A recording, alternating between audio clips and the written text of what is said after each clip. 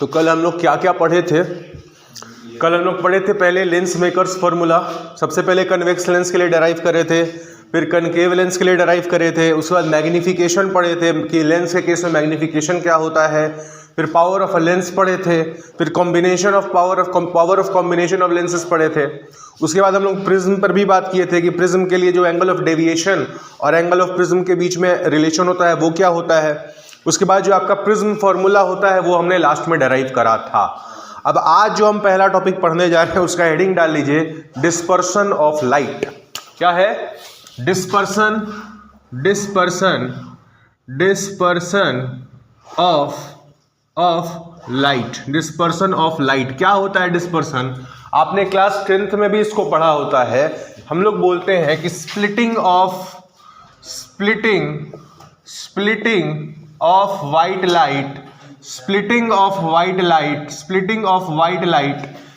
into 7 colors, splitting of white light into 7 colors is called dispersion। यानी कि white light का 7 रंगों में विभाजित हो जाना, स्प्लिट हो जाने को ही हम क्या कहते हैं? डिस्पर्सन ऑफ लाइट कहते हैं। फॉर एग्जाम्पल जो हमने कल प्रिज्म पढ़ा था, अगर हम वो प्रिज्म को ले ले, सपोज करो हमने एक प्रिज्म को लिया, ठीक। अगर हमने प्रिज्म को लिया और हम उससे प्रिज्म के थ्रू अगर हम व्हाइट लाइट को पास कराएंगे, अगर हम प्रिज्म से व्हाइट लाइट को पास कराएंगे तो होता क्या है? ये आप लोगों ने देखा होगा, घर में भी देखा होगा या फिर क्लास 10th में भी आपने पढ़ा होगा कि जो आपका व्हाइट लाइट होता है, जो यहां से व्हाइट लाइट इंटर करता है प्रिज्म में, वो यहां पर रिफ्रैक्ट करने के बाद 7 रंगों में टूट जाता है। क्या होता है? 7 रंगों में टूट जाता है, जिसमें से एक रंग होता है आपका रेड कलर। उसके बाद जो कलर्स होते हैं, 7 कलर्स होते हैं। पहला हो गया आपका रेड, उसके बाद आपका दूसरा colour, second, third, fourth, fifth, sixth, 7th, 7 colour होते हैं, ठीक है। ये जो 7वां कलर होता है, ये जो कलर होता है, ये कलर कौन से कलर का होता है? ये जो लाइट होता है कौन से कलर का होता है?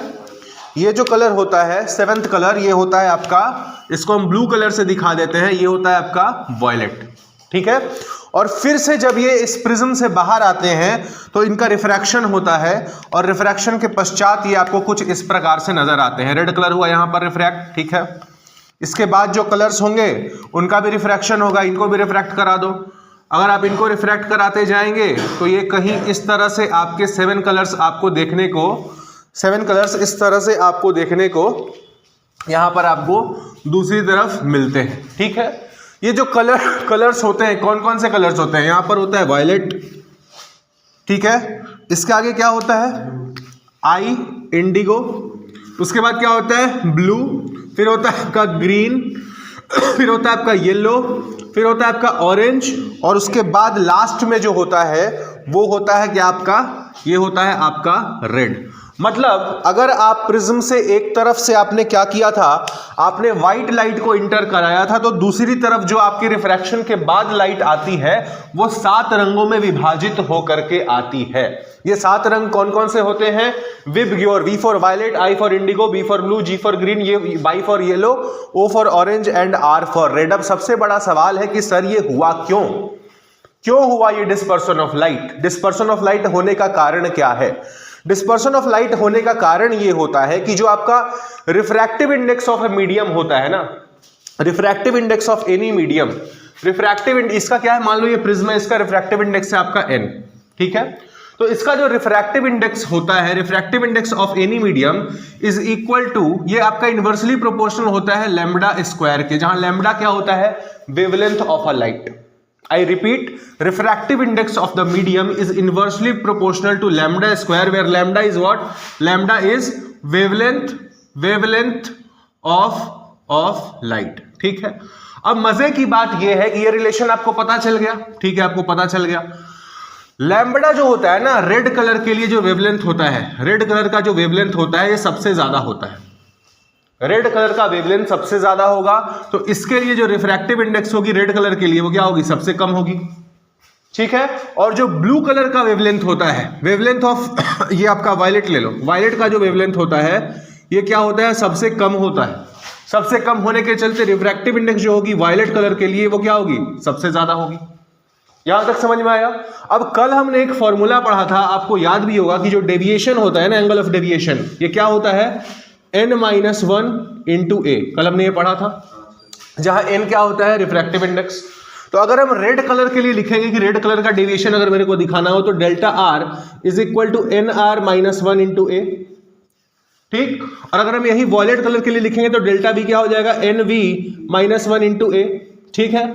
अब देखो किसके लिए n ज्यादा है, वॉयलेट के लिए n ज्यादा है, तो अगर वॉयलेट के लिए n ज्यादा है तो उसका डेल्टा भी क्या होगा, ज्यादा होगा। तो डेल्टा मतलब डेविएशन फॉर वॉयलेट कलर ज्यादा होता है, और रेड कलर के लिए क्या है, n कम है, तो रेड कलर का जो डेविएशन भी होगा वो क्या होगा, कम होगा। और यही कारण है कि वॉयलेट कलर का डेविएशन देखिए सबसे ज्यादा है। यहां से इंटर करने के बाद जो सातों रंग एक साथ थे, प्रिज्म से इंटर करने के बाद सबसे ज्यादा डेविएशन किसका होता है, वॉयलेट कलर का होता है, इसलिए वॉयलेट आपको सबसे नीचे दिख रहा है। और रेड कलर का डेविएशन सबसे कम होता है, तो रेड कलर आपको सबसे ऊपर दिख रहा है। क्यों ऐसा होता है, क्योंकि रेड कलर के लाइट का जो वेवलेंथ होता है ना, वो क्या होता है, सबसे ज्यादा होता है। सबसे ज्यादा होने के चलते इसकी रिफ्रैक्टिव इंडेक्स इसके लिए कम हो जाती है, तो इसका डेविएशन भी कम हो जाता है। और वायलेट कलर का क्या होता है, इसका वेवलेंथ बहुत कम होता है, वेवलेंथ कम होने के चलते इसके लिए रिफ्रैक्टिव इंडेक्स की वैल्यू बढ़ जाती है, और रिफ्रैक्टिव इंडेक्स बढ़ने के चलते इसके लिए डेविएशन की वैल्यू भी बढ़ जाती है। आया समझ में, लिख लीजिए।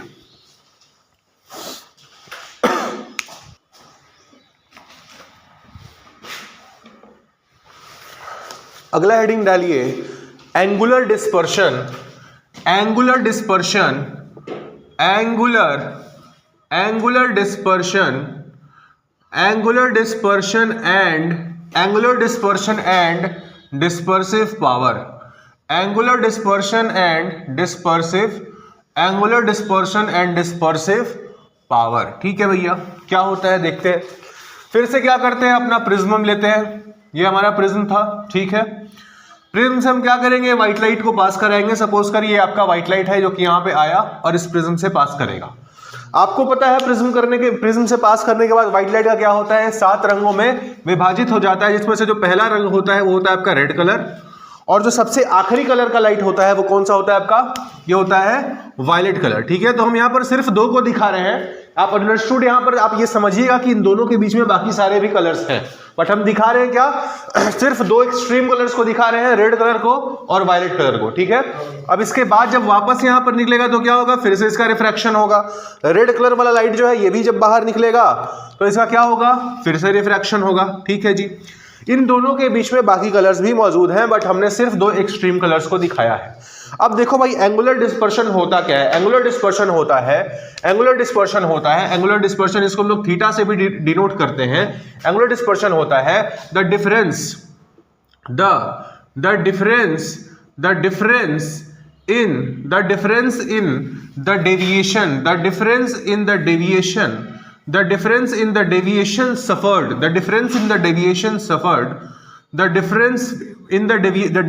the deviation suffered by the two extreme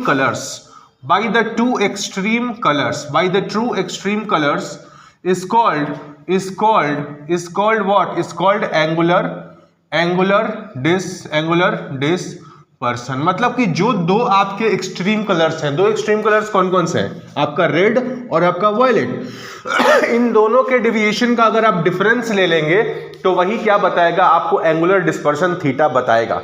ठीक है, तो थीटा का मतलब क्या, अगर हमको एंगुलर डिस्पर्शन थीटा अगर निकालना हो तो वो क्या करना पड़ेगा, डेल्टा वी मतलब deviation suffered by the violet colour minus delta R that is deviation suffered by the red colour.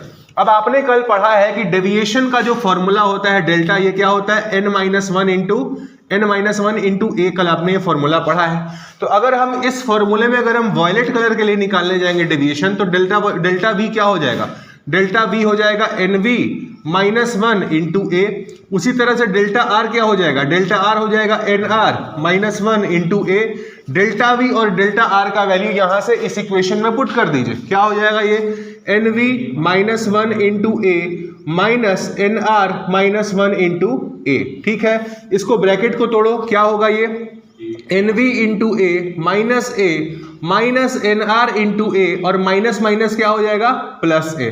तो ए से ए यहां पे हो गया कैंसिल, क्या बना, थीटा इक्वल टू बना NV इंटू ए माइनस NR इंटू ए। अगर इसी में आप क्या कर ले, ए को कॉमन ले ले तो ये बन जाएगा NV माइनस NR इंटू ए। ये क्या हो गया आपका एंगुलर डिस्पर्शन थीटा का फॉर्मूला आपके सामने आ गया। ठीक है, अब जो आपका डिस्पर्सिव पावर होता है, डिस्पर्सिव पावर क्या होता है, डिस्पर्सिव पावर जिसको हम लोग किससे रिप्रेजेंट करते हैं, ओमेगा से। ये क्या होता है, it is the ratio of angular dispersion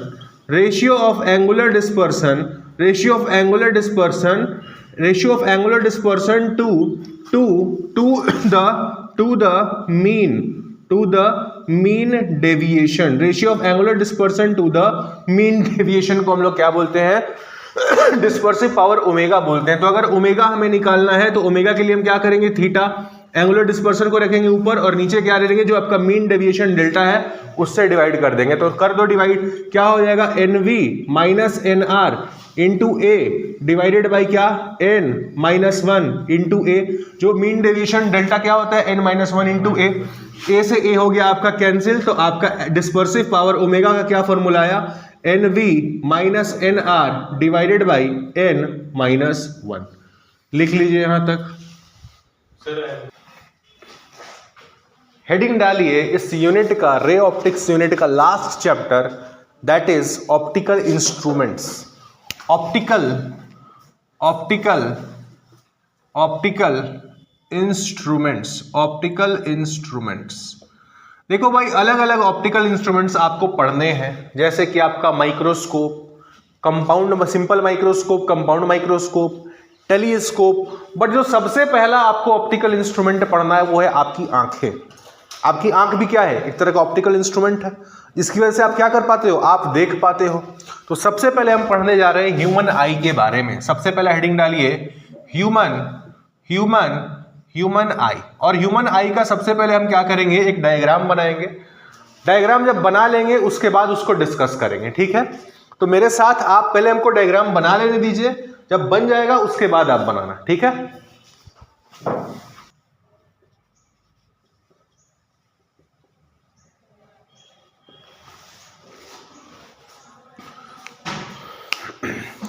चलिए, ये है आपका ह्यूमन आई। ह्यूमन आई में अलग अलग पार्ट्स आपको जो पढ़ने, जो मेन पार्ट्स हैं आपके सामने दिखाए गए हैं, cornea, प्यूपिल, crystalline lens, iris, ciliary muscle, retina and optic nerve. सब ये क्या होते हैं बारी बारी से हम लोग समझ लेते हैं। ये कॉर्निया क्या होता है, आपकी आंखों में एक बहुत पतला सा मेम्ब्रेन होता है जिससे रे ऑफ लाइट आपकी आंखों में इंटर करती है। तो कॉर्निया क्या है, cornea it is a thin membrane through which the ray of light enters our eyes. आया बात समझ में। ये जो है आपका लेंस है, आंखों में भी क्या होता है, एक लेंस होता है। कैसा लेंस होता है, कन्वेक्स लेंस या फिर डबल कन्वेक्स लेंस। और यही लेंस जो होता है आपके रेटिना पर इमेज बनाता है। ठीक है, तो ये आपका लेंस का काम तो आपको पता है क्या, इमेज बनाना। कॉर्निया आपने जान लिया, यहां से लाइट आएगा। लेंस का काम क्या है, इमेज बनाना। जहां पर इमेज बनेगा उस स्क्रीन को क्या बोलते हैं, रेटिना। जिस स्क्रीन पर आपकी आंखों में इमेज बनता है उसको हम क्या बोलते हैं, रेटिना। ठीक है, और यहां जो इमेज बना आपकी ब्रेन तक, उसका सिग्नल कौन पहुंचाएगा, वो पहुंचाने का काम करता आपकी ऑप्टिक नर्व्स। आई बात समझ में। चार पार्ट से आपने देख लिया, कॉर्निया आपने देख लिया जहां से लाइट इंटर करेगा, लेंस जो आपकी आंखों का इमेज बनाएगा, कहां पर इमेज बनाएगा, तो रेटिना पर इमेज बनाएगा, और जो इमेज बना उसका सिग्नल आपके ब्रेन तक कौन पहुंचाएगा, ऑप्टिक नर्व्स पहुंचाएंगे। आई बात समझ में। अब यहां पर आपको दो पार्ट्स और दिख रहे हैं, तीन पार्ट्स और दिख रहे हैं। पहला आइरिस, दूसरा सिलियरी मसल्स और तीसरा प्यूपिल। ये जो आइरिस होता है ना, ये आपके प्यूपिल के साइज को, ये जो आपका गैप दिख रहा है, इसी गैप को हम बोलते हैं प्यूपिल। ये आइरिस आपके प्यूपिल के गैप को कंट्रोल करता है। फॉर एग्जांपल, अगर आपकी आंखों पर हम एक बहुत तेज रोशनी टॉर्च से फेंके तो आपका क्या होगा, आइरिस जो होता है ना, सिकुड़ जाता है। जैसे कि मान लीजिए आपका आइरिस अगर है और आपकी आंखों पर बहुत तेज लाइट आ रही है, तो ये क्या करेगा, आइरिस आकर के आपके प्यूपिल को ढक लेगा मतलब क्या, आपके आंखों में कम रोशनी को एंटर करने देगा। और मान लीजिए आप ऐसे रूम में बैठे हो जहां पे लाइट बहुत कम है, तो ये आइरिस क्या करेगा, ये फैल जाएगा और फैल करके आपके आंखों में प्यूपिल का साइज को बढ़ा देगा ताकि ज्यादा लाइट आपकी आंखों में इंटर कर सके। तो आइरिस का क्या काम है, आइरिस का काम है प्यूपिल के साइज को कंट्रोल करके आपकी आंखों में जो अमाउंट ऑफ लाइट इंटर कर रहा है उसको कंट्रोल करना। आया समझ में? बचा कौन सा, सिलियरी मसल्स। सिलियरी मसल्स का क्या काम है, इनका काम है कि आपके लेंस को सही पोजीशन पर होल्ड करके रखना, पहला काम। दूसरा काम, आपके लेंस के कर्वेचर को भी चेंज करना। आपका लेंस अगर आपको नजदीक की चीजें देखनी है तो लेंस का कर्वेचर बढ़ाना पड़ता है, तो ये सिलियरी मसल्स क्या करते हैं, लेंस के कर्वेचर को बढ़ा देते हैं, उसको दबा करके, ऊपर से दबाएंगे उसका कर्वेचर बढ़ जाएगा। और अगर आपको दूर की चीजें देखनी है तो सिलियरी, आपका लेंस कैसा होना चाहिए, पतला होना चाहिए, तो ये सिलियरी मसल्स क्या हो जाते हैं, रिलैक्स कर जाते हैं, जिसके चलते आपका लेंस जो होता है वो पतला हो जाता है। तो सिलियरी मसल्स का दो काम, पहला आपके आई लेंस को सही पोजीशन पे होल्ड करके रखना, दूसरा उसके फोकल लेंथ को भी कंट्रोल करना, मतलब उसके कर्वेचर को कंट्रोल करना। आई बात समझ में? बना लीजिए ये diagram.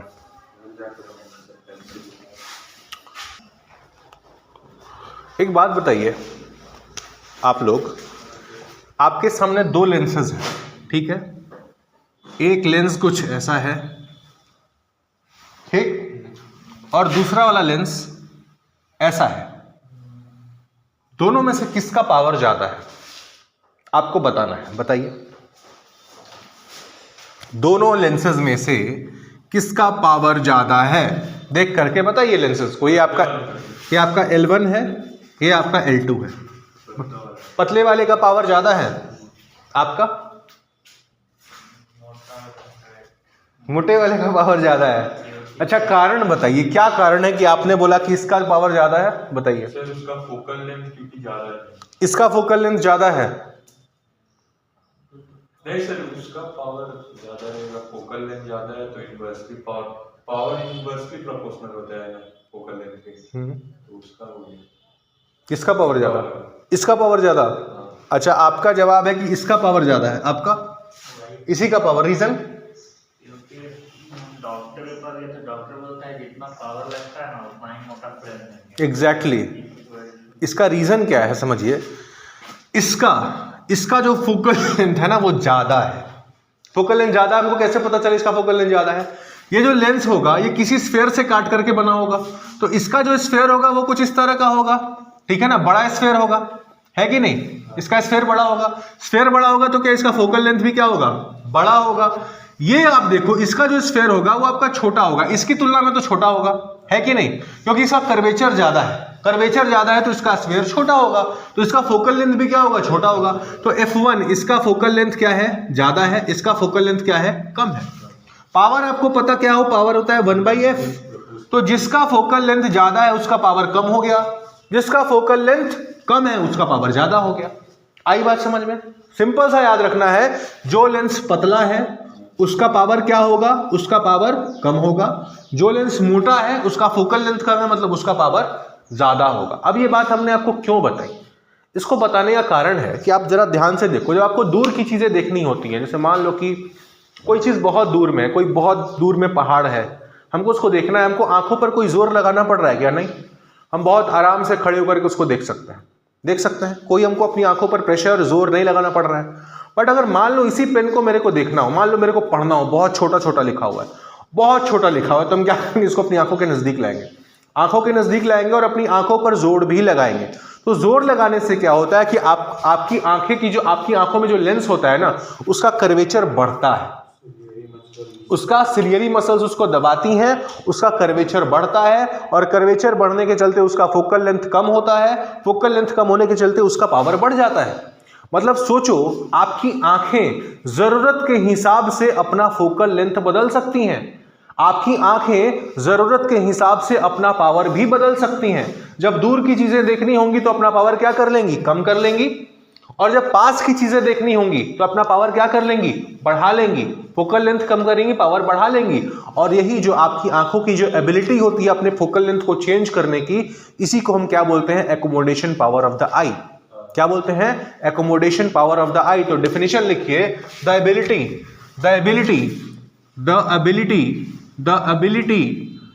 ability of the human eye the ability of the human eye to adjust its focal length, the ability of the human eye to adjust its focal length is called its accommodation power or power of accommodation, power or power of accommodation.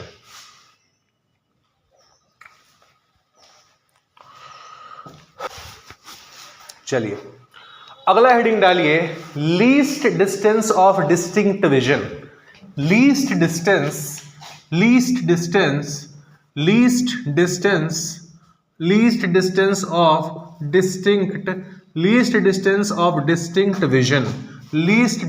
Of distinct vision, इसी को हम क्या बोलते हैं, near point of the I.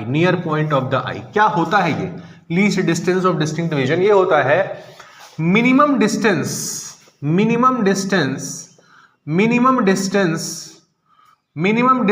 Up to which the objects can B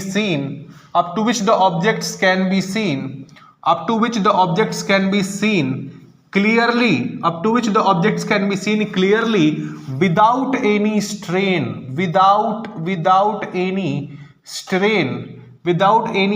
in the eyes is called least distance of distinct vision या फिर near point of the eye, is called near point of the eye. For a healthy human being, for a healthy human eye, its near point lies at 25 centimeters from the eye. लिखिए, साथ में एक और definition लिखिए, far point of the eye.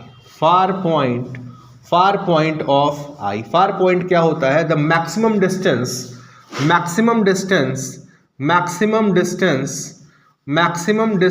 up to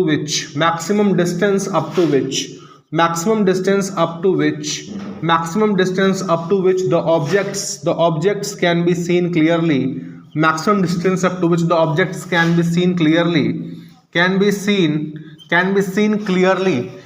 be seen clearly, is called what? Is called far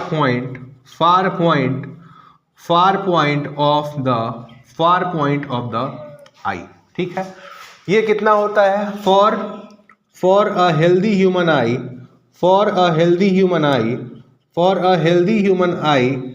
its far point lies at what? Lies at infinity. Its far point lies at infinity. लिखिए, हो गया। अब देखिए क्या है near point और far point क्या है? मिनिमम डिस्टेंस, कम से कम दूरी जिस पर आपकी आंखें किसी चीज को साफ साफ देख सकती हैं बिना आंखों पर कोई जोर डाले, उस पॉइंट को आप क्या बोलते हैं? Near point. ये कितनी दूरी पर होता है? 25 सेंटीमीटर। मतलब अगर आपको किसी चीज को साफ साफ देखनी है तो आप 25 सेंटीमीटर तक आप उसको देख सकते हो। 25 से अगर आप कम लेकर के आए दूरी पर तो आपको वो चीजें देखने में दिक्कत होगी, आपको आंखों पर जोर डालना पड़ेगा। बट अगर 25 सेंटीमीटर की दूरी है तो आपकी आंखें उसको साफ साफ देख पाएंगी। तो कम से कम कितनी दूरी तक आपकी आंखें देख पाती है साफ साफ? 25 सेंटीमीटर। तो इसी को क्या बोलते हैं? नियर पॉइंट या फिर least distance of distinct vision. Far point क्या होता है कि वो दूरी जो आपकी आंखें दूर तक, कितनी दूर तक देख सकती हैं बिना कोई स्ट्रेन डाले आंखों पर, तो वो दूरी कितनी है? इन्फिनिटी। आपकी आंखें दूर तक, अनंत दूरी तक देख सकती हैं। जैसे चांद, तारे, सूरज, हम लोग उसको भी देख पाते हैं, कोई स्ट्रेन पड़ता है क्या आंख पे? नहीं पड़ता है। तो आपकी आंखें कितनी दूर तक देख सकती हैं?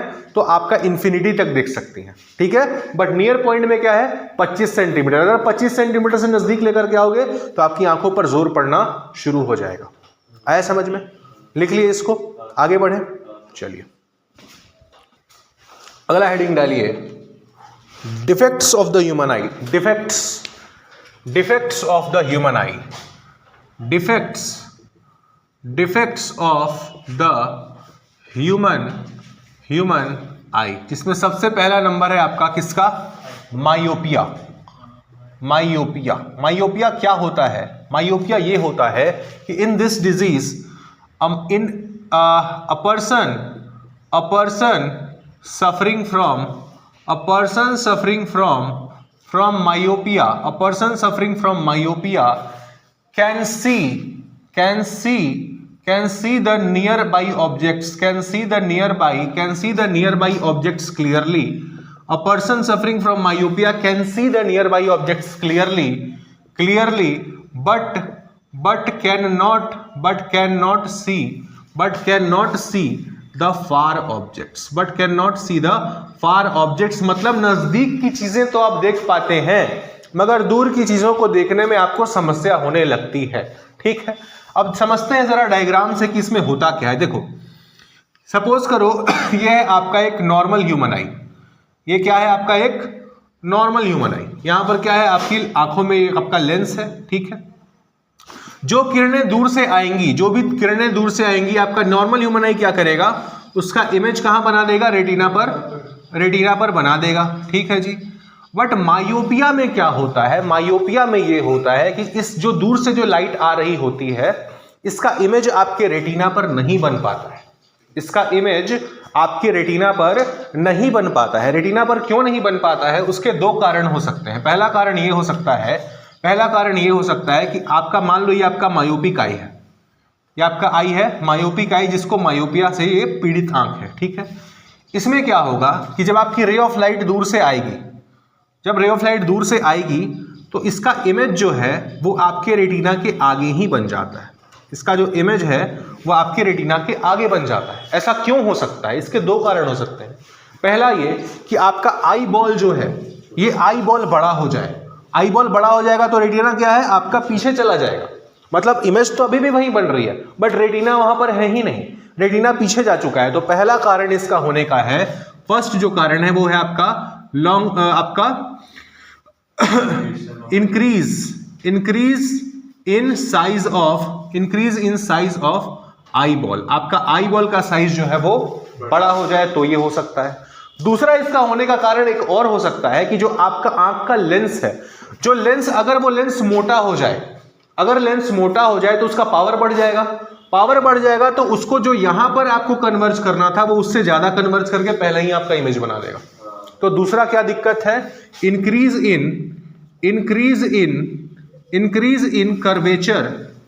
इन कर्वेचर ऑफ आई लेंस। अगर आपका आई लेंस का कर्वेचर बड़ा हो गया तो उसका पावर बढ़ जाएगा। पावर बढ़ने की वजह से उसका जो इमेज है वो आपका रेटिना के आगे ही बना देगा। तो इसका उपाय क्या है?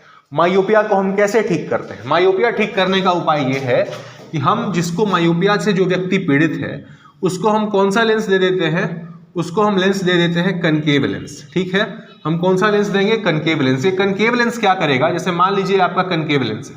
ठीक है, कनकेव लेंस क्या करता है? ये लेंस ये करता है कि जो आपकी रे ऑफ लाइट आई, बहुत दूर से आई, ये क्या करेगा? इसको हल्का सा डाइवर्ज कर देगा। पहले क्या हो रहा था? समझो पहले क्या हो रहा था। पहले ये हो रहा था कि ये जो आपका लेंस जब नहीं था तो ये लाइट आती थी और आकर के इसका इमेज कहां बन रहा था? इसका इमेज बन रहा था आपके रेटिना के आगे बन रहा था। इस लेंस ने क्या किया कि ये जो लाइट आई, इसको ये हल्का सा क्या कर देगा? डाइवर्ज कर देगा। इसको ये क्या कर देगा? हल्का सा डाइवर्ज कर देगा। डाइवर्ज करने की वजह से अब जो इसका इमेज बनेगा वो कहां पर बनेगा? जहां पर बनना चाहिए, मतलब जहां पर रेटिना है, ये आपका इमेज वहीं पर, एग्जैक्ट वहीं पर बनाएगा। आया बात समझ में? तो कनकेव लेंस का यूज करके, कौन सा लेंस का? कनकेव लेंस का यूज करके हम मायोपिया को ठीक कर सकते हैं। बना लीजिए डायग्राम, तीनों डायग्राम। ये नॉर्मल ह्यूमन आई का है, ये आपका नॉर्मल ह्यूमन आई का है, नॉर्मल आई, ये आपका मायोपिक आई का है, ये आपका मायोपिक आई का है। ये क्या बता रहा है? ये आपका रीजंस फॉर मायोपिया। रीजंस, किस कारणवश मायोपिया होता है? दो कारण है, या तो आपका आईबॉल का साइज बड़ा हो जाए या आपके आंखों में जो लेंस है उसका कर्वेचर बढ़ जाए। और ये क्या है कि हम कैसे मायोपिया को ठीक करते हैं? तो कनकेव लेंस के हेल्प से हम ठीक करते हैं। लिख लीजिए, यहां अगर चाहते हैं तो एक लाइन लिख सकते हैं कि myopia can be corrected, myopia can be corrected, can be corrected, myopia can be corrected using what, using concave lenses। अगला लिखिए हाइपरमेट्रोपिया। अगला डिफेक्ट लिखिए, ये डिफेक्ट है आपका हाइपरमेट्रोपिया। हाइपरमेट्रोपिया में क्या होता है सर? हाइपरमेट्रोपिया में ये होता है कि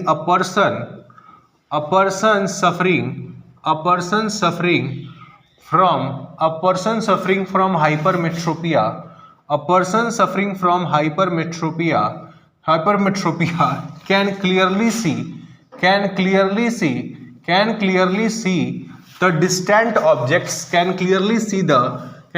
see the distant objects, दूर की चीजों को तो वो देख पाता है, but is not able to see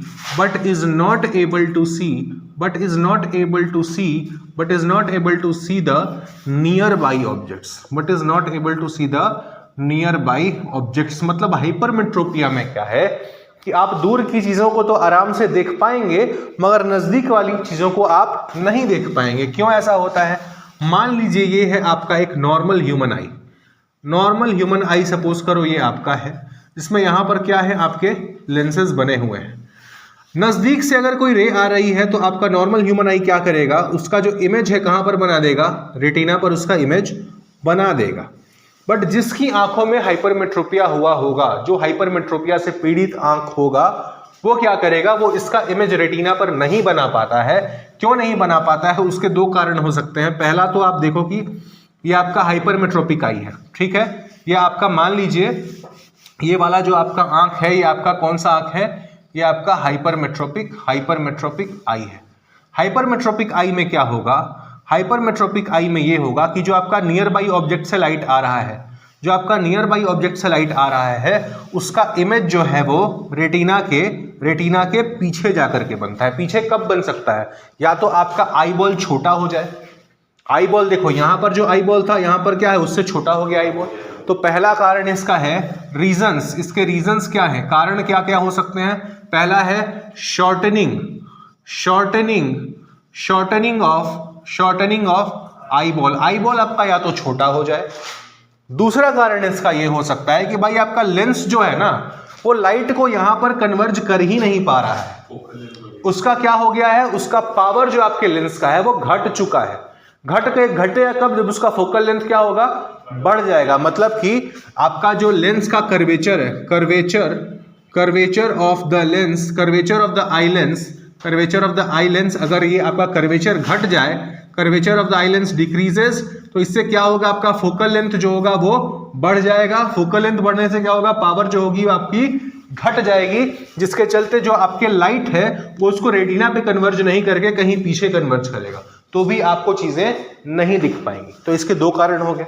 अब इसको हम लोग ठीक कैसे कर सकते हैं? ठीक करने का तरीका यह है कि अगर आपको हाइपरमेट्रोपिया हो रखा है तो आप क्या करेंगे, मान लीजिए आपकी आंख है, ठीक है, आप ये करेंगे कि आप अपनी आंखों के सामने एक कन्वेक्स लेंस को लगा देंगे। ये कन्वेक्स लेंस क्या करेगा, जैसे मान लीजिए कि आपको जो हाइपरमेट्रोपिया वाला आंख था, आपकी जो रेज आ रही थी वो पहले कैसी थी, वो पहले थी कि आपका ये रेटिना के पीछे बन रहा था जाकर के इमेज। अब ये जो दूसरा वाला, ये जो आपने आंखों के सामने, मान लो आपने आंखों के सामने क्या किया, एक कन्वेक्स लेंस आपने बना लिया, थोड़ा इसको पीछे बनाते हैं।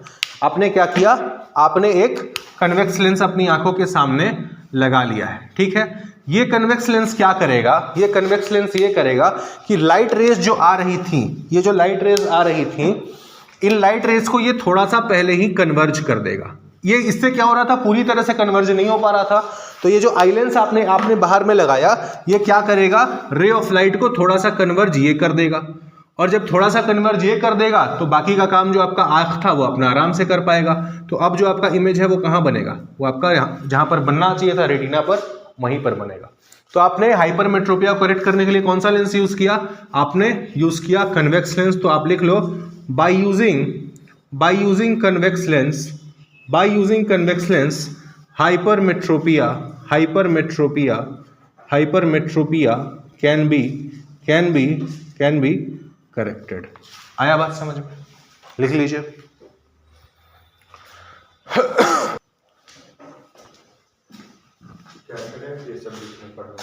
कैटरेक्ट में क्या होता है ना कि जो आपकी आंखों का लेंस होता है वो धुंधला हो जाता है, और धुंधला होने की वजह से आपको क्लियरली दिख नहीं पाता है, तो बस वही है कैटरेक्ट। उसको आप क्या कर सकते हैं, सर्जरी कर करके आप कैटरेक्ट को सुधार सकते हैं। आया समझ? तो आपका ये था मायोपिया, आपने पहले पढ़ा, फिर आपका हाइपरमेट्रोपिया। एक होता है प्रेस बायोपिया। प्रेस बायोपिया भी सेम चीज है हाइपरमेट्रोपिया के जैसा, कि यहां पर आपको नजदीक की चीजें जो है वो नहीं दिख पाती हैं, दूर की चीजें तो आप देख लोगे। होने का कारण क्या है? होने का कारण ये होता है कि ओल्ड एज होने की वजह से होता है। जो लोग बूढ़े हो जाते हैं वो इस चीज को, उनकी आंखें जो है वो यहां पर कन्वर्ज नहीं कर पाती हैं, आंखों का पावर जो है वो घट जाता है, जिसके चलते वो नहीं देख पाते हैं। तो आपको दोनों में डिफरेंस समझ में आना चाहिए, हाइपरमेट्रोपिया और प्रेस बायोपिया में। हाइपरमेट्रोपिया किसी को भी हो सकता है, एक छोटे बच्चे को भी हो सकता है, बट प्रेस बायोपिया जो होगा वो एक बुजुर्ग व्यक्ति को ही होगा, क्योंकि वो ओल्ड एज की वजह से होता है। आया समझ में? एक होता है आपका, कुछ ऐसे व्यक्ति होते हैं जिनको दोनों हो जाता है, जो ना तो वो नजदीक की चीजें देख पाते हैं ना ही वो दूर की, मतलब उनको मायोपिया और हाइपरमेट्रोपिया दोनों होता है। तो जिनको ये दोनों होता है उनको हम लोग कैसे ठीक करते हैं? उनको हम लोग ठीक करते हैं बाईफोकल लेंसेज से। बाईफोकल लेंस क्या होता है? जैसे मान लीजिए ये आपका बाईफोकल लेंस है। इसमें क्या होगा, जब आपको दूर की चीजें देखनी होंगी, जब आपको दूर की चीज, मतलब जिसको, अगर आपका मायोपिया जो डिफेक्ट है, मायोपिया को डिफेक्ट को ठीक करने के लिए आप कौन सा लेंस यूज करते हैं? Concave lens. मायोपिया को ठीक करने के लिए आप कौन सा लेंस यूज करते हैं? कनकेव। तो जब आपको दूर का चीज देखना होगा तो आपका यहां पर लगा होगा कनकेव लेंस। और जब हाइपरमेट्रोपिया को ठीक करना होगा, मतलब नजदीक की चीजें देखनी होंगी, जब आपको कोई चीज पढ़ना होगा आंख के नजदीक ला करके, तो उसके लिए यहां पर नीचे लगा होता है कन्वेक्स। मतलब एक ही लेंस में, एक ही शीशे में दो लेंसेज लगे होते हैं जिनका फोकल लेंथ अलग अलग होता है, इसलिए हम इसको क्या बोलते हैं? Bifocal lenses. ये कौन यूज करता है? वो व्यक्ति यूज करते हैं जिनको मायोपिया और हाइपरमेट्रोपिया दोनों होता है। जब दूर की चीजें देखनी होंगी, ऊपर करके देखोगे, कौन सा लेंस यूज में आएगा? Concave lens. जब पास की चीज देखनी होगी, कोई चीज नजदीक लाके पढ़ना होगा, कौन सा लेंस यूज में आएगा? Convex lens. आया समझ में? लिख लीजिए नाम और ये फिगर बना लीजिए, बाईफोकल लेंसेज।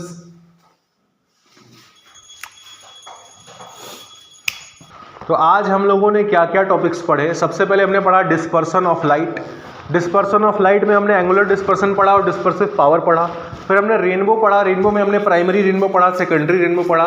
फिर हमने क्या पढ़ा? Scattering of light. Scattering of light पढ़ने के बाद हमने ह्यूमन आई पढ़ा। ह्यूमन आई में हमने नियर पॉइंट पढ़ा, फार पॉइंट पढ़ा। उसके बाद हमने defects of human eye, that is myopia, hypermetropia, presbyopia और बाईफोकल लेंसेज के बारे में हमने बात करी।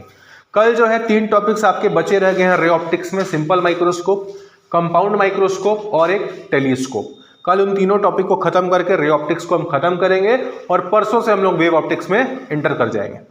ठीक है, चलिए। वो तीनों में ये भी है सर, डेरिवेशन भी होती है। हाँ, डेरिवेशन है।